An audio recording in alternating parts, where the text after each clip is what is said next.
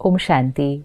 पिछले 9 दिनों से हम डिविनिटी का आह्वान कर रहे हैं, शक्ति का आह्वान कर रहे हैं और दिव्यता को और शक्ति को इमर्ज करने के लिए हमने सात्विक जीवन, पवित्रता, अवेकनिंग, एक नए सोचने का तरीका, एक नया जीवन जीने का तरीका, जागरण, ये सब कुछ हम करते हैं। ये सिर्फ 9 दिन नहीं, लेकिन ये तो एक जीवन जीने का तरीका है। अगर आत्मा अपने अंदर की डिविनिटी और आत्मा अपने अंदर की पावर्स को इमर्ज करना चाहे तो फिर प्योरिटी 9 दिन क्यों, और सात्विक आहार 9 दिन क्यों, और कमज़ोरियों से जागरण सिर्फ 9 दिन क्यों। ये 9 दिन एक रिमाइंडर होते हैं। फेस्टिवल्स जो आते हैं वो हमें जगाने के लिए आते हैं। फेस्टिवल को एक अलार्म की तरह देखते हैं। जैसे हम एक मॉर्निंग अलार्म लगाते हैं तो मॉर्निंग अलार्म हम फिक्स कर देते हैं, तो जब वो सुबह बजता है तो 3 ऑप्शंस होते हैं। या तो अलार्म बजे और हम उठ जाते हैं, दूसरा अलार्म बजे और हम उसको बंद कर देते हैं, और तीसरा ऑप्शन होता है हमें अलार्म की ज़रूरत ही नहीं है, हम अपने आप उठ जाते हैं।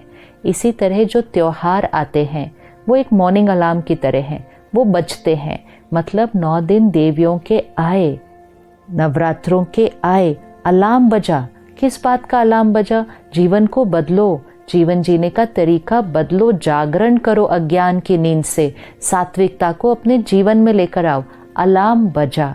ये अलार्म बजने के बाद अब हम क्या अलार्म बंद करके उसकी ट्यून को सुनकर वापस सो जाएंगे, या अब हम जाग जाएंगे? और फिर हर साल हमें अलार्म बजाने की ज़रूरत नहीं पड़ेगी, क्योंकि एक बार जाग गए तो हमें अलार्म की ज़रूरत नहीं पड़ेगी, हम जगे रहेंगे। और जब हम वो करेंगे, जब जीवन में ये प्योरिटी और सात्विकता 9 दिन नहीं लेकिन एक जीवन जीने का तरीका बन जाएगी, तो फिर रावण मर जाएगा। और इसीलिए 9 दिन के बाद 10वें दिन दशहरा आता है। दशहरा आना मतलब रावण का खत्म होना। आज पूरे देश के कोने कोने में रावण के पुतले को जलाया जाएगा। रावण का पुतला एक बार जला दिया तो हर साल जलाने की क्या ज़रूरत है?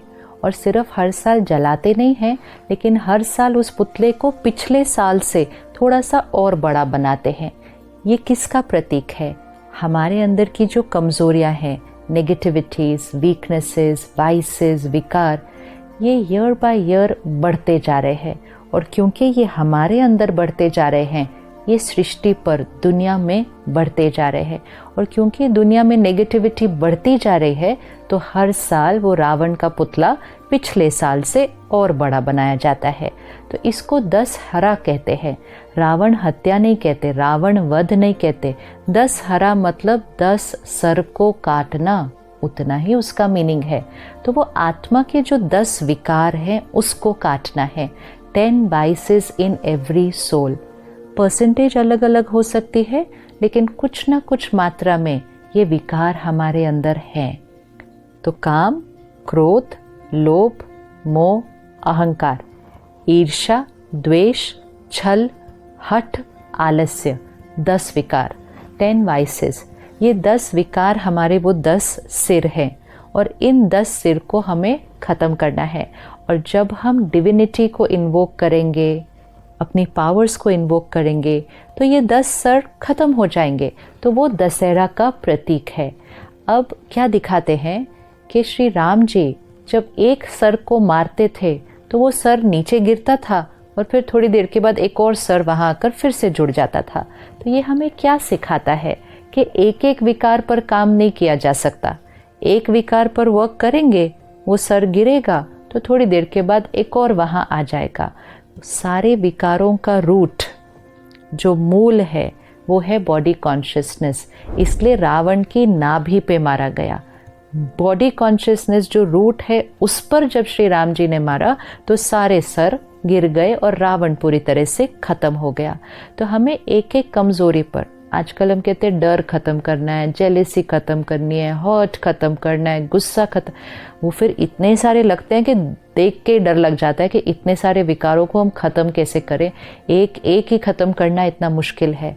तो इतने सब वाइसेस पे वर्क नहीं करना है, किसी भी चीज़ को ख़त्म नहीं करना है, बॉडी कॉन्शियसनेस को सोल कॉन्शियसनेस से रिप्लेस करना है। और उसी के लिए डेली स्पिरिचुअल स्टडी और मेडिटेशन, मैं आत्मा हूँ, प्योर आत्मा हूँ, परमात्मा की संतान हो, अपने अंदर शक्ति भरते हैं तो एक एक विकार ख़त्म हो जाते हैं। और वो सारे 10 स्तर की अवेयरनेस भी नहीं होती कि हमने एक एक को ख़त्म किया, अपने आप अनुभव होता है कि मेरी ये कमज़ोरी ख़त्म हो गई, मेरी ये कमज़ोरी ख़त्म हो गई, ये आदत इतनी पुरानी थी ख़त्म हो गई। कैसे हुई? सोल कॉन्शियसनेस की प्रैक्टिस से। तो एक बहुत सुंदर मैसेज, एक लर्निंग और उसको जीवन में इम्प्लीमेंट करना। तो कैसे दिखाते हैं कि सीता जी पंचवटी में रहती थी। अब पंचवटी मतलब 5 तत्वों का बना हुआ शरीर, पंचवटी। सीता उसके अंदर रहती थी, राम को याद करती थी, मतलब मैं आत्मा सीता हूँ, इस 5 तत्वों के शरीर में रहती हूँ और परमात्मा को याद करती हूँ। तो मैं सीता उस राम की सीता हूँ, परमात्मा की मैं आत्मा सीता हूँ। जीवन जीने का लक्ष्य बहुत क्लियर था, मतलब purpose of life very very clear. तो लक्ष्य मन में हमेशा था, मतलब लक्ष्मण सीता के साथ था। और मर्यादाओं की जीवन हम जीते थे तो वो लक्ष्मण रेखा चारों तरफ बनी हुई थी। तो सीता पंचवटी में रहती, लक्ष्मण साथ था, पर्पस ऑफ लाइफ, और मर्यादाओं की लकीर कि पर्पस ऑफ लाइफ जो होगा उस अनुसार हमारी मर्यादाओं की लकीर थी, मतलब लक्ष्मण रेखा बनी हुई थी। जब तक सीता मर्यादाओं की लकीर के अंदर थी, मतलब पर्पस ऑफ लाइफ को पकड़ के रखा था, what is the purpose of my life, उसको पकड़ा हुआ था और जीवन में प्रिंसिपल्स, वैल्यूज़ और मर्यादाएं थी, सीता हमेशा सुरक्षित थी, हमेशा सुरक्षित थी। लेकिन फिर रावण आया, और रावण को ऐसे 10 सिर के रूप में नहीं आया, वाइसेस ऐसे नहीं एंटर करते हैं। रावण एक बहुत सुनहरा रूप लेकर आया, इतना सुनहरा रूप लेकर आया कि वो विकार दिखाई नहीं, और वो जो अट्रैक्शन, वो जो सुनहरा रूप लेकर आया, तो सीता ने अपनी मर्यादाओं की लाइन क्रॉस कर दी। जब तक सीता मर्यादा की लाइन के अंदर थी, रावण कितनी भी देर बाहर खड़ा रहे, रावण सीता को नहीं पकड़ सकता। ये हमारे जीवन में हमें प्रतिज्ञा की तरह लेना चाहिए। मर्यादाज, द वेज ऑफ लिविंग, घर की मर्यादा, परिवार की मर्यादा, देश की मर्यादा, आत्मा की मर्यादा, ये मर्यादाज हमारी प्रोटेक्शन है। जब तक हम इस मर्यादा की प्रोटेक्शन के अंदर रहेंगे, रावण जीवन भर बाहर खड़ा रहेगा, लेकिन वो हमें पकड़ नहीं सकता। लेकिन जैसे ही सीता ने मर्यादा की लकीर को क्रॉस किया, तब रावण ने सीता को पकड़ा।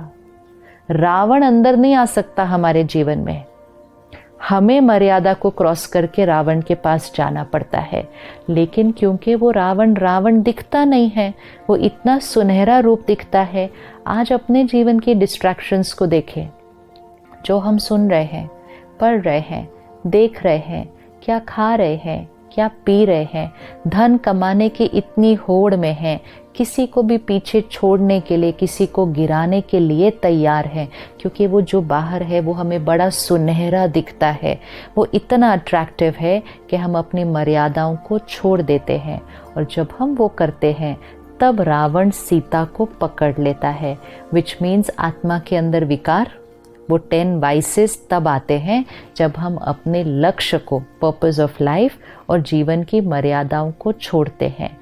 फिर सीता राम को बुलाना शुरू करती है। जब हम अपने विकारों से दुखी और दर्द में होते हैं, तो हम भगवान को बुलाना शुरू करते हैं, तो हम परमात्मा को याद करना शुरू करते हैं कि हे परमात्मा, आकर मुझे इस दुखों से, इस कष्ट से, इन कमज़ोरियों से छुड़ाओ। तो राम आकर सीता को, मतलब परमात्मा आकर आत्मा को रावण के ऊपर जीत पाने के लिए ही ज्ञान देते हैं। तो निराकार परमात्मा कलयुग के इस अंधकार के समय पर, घोर कलयुग पे सृष्टि पर आकर हम सब आत्माएं, जो सारी सीता है, इसमें मेल और फीमेल नहीं, आत्मा सीता है और परमात्मा राम है। परमात्मा से कनेक्ट हुए बिना अब हम रावण की जेल से, रावण की कैद से छूट नहीं पाते हैं। तो परमात्मा आकर सीता को ज्ञान देकर, प्यार देकर, शक्ति देकर उस रावण की जेल से छुड़ाते हैं। तो हम सब ने मिलकर 9 दिन सात्विकता का जीवन बिताया। अब हम इसको आज यहाँ पर नहीं रोकेंगे, अब ये हमारे जीवन जीने का तरीका बन जाएगा। सात्विकता, जागरण। कौन सा जागरण? अपने विकारों से जागरण, और जीवन में पवित्रता, ज्ञान और योग की धारणा, परमात्मा के साथ कनेक्शन, पर्पस ऑफ लाइफ बहुत क्लियर, मन में लक्ष्य स्पष्ट है और मर्यादाओं की रेखा के अंदर है। संयम, जीवन में डिसिप्लिन, वो हमारी लाइन है जिसको हम क्रॉस नहीं करेंगे। परमात्मा के ज्ञान को स्टडी कर उस 8 पावर्स को अपने अंदर इमर्ज करके हम इन 10 सर को पूरी तरह से ख़त्म करेंगे, क्योंकि हम देह भान को ख़त्म कर रहे हैं। त्योहार इतने प्यारे आते हैं कि पहले नवरात्रि आती है, उसके बाद दशहरा आता है, और जब रावण मर जाता है तो जीवन में दिवाली आ जाती है। जीवन में सात्विकता, विकारों को ख़त्म किया तो जीवन सत्युगी बन जाएगा। और सिर्फ हमारे जीवन में दिवाली नहीं आएगी, सृष्टि पर ही दिवाली आएगी।